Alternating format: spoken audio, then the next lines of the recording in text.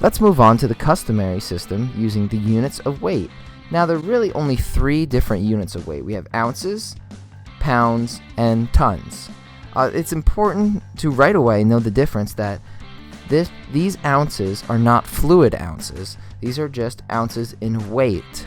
Alright, so there are 16 ounces in 1 pound and there are 2,000 pounds in 1 ton.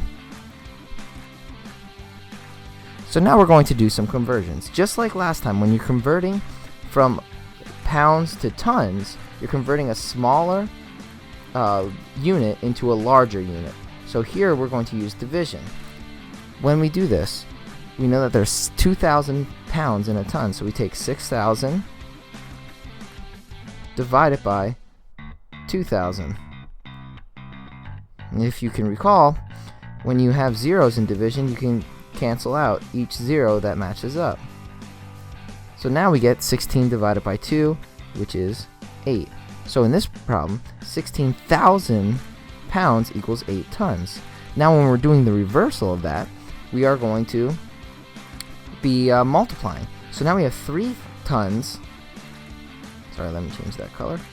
3 tons times 2,000 pounds, because in each ton there are 2,000 pounds. And when you do that, you know that you can multiply the non-zero digits first to get 6 and just add your zeros. So this one, you get 6,000 pounds. So 3 tons equals 6,000 pounds.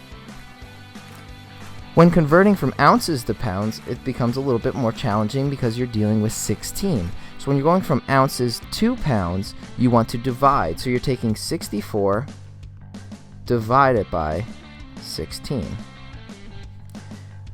Alright, some of you may be able to do this in your head. If you can't, you can always just do your multiples of 16. And if you count by 16s, you get 16, 32, okay? If you keep going, you get 48, and then 64. So you could see that it goes in 1, 2, 3, 4 times. So my answer is 4 pounds. When I'm going the opposite way, you want to say 8 pounds, you're going to be multiplying 16 times 8 because there are 16 ounces in.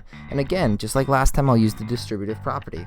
I know that 10 times 8 is 80, and 6 times 8 is 48.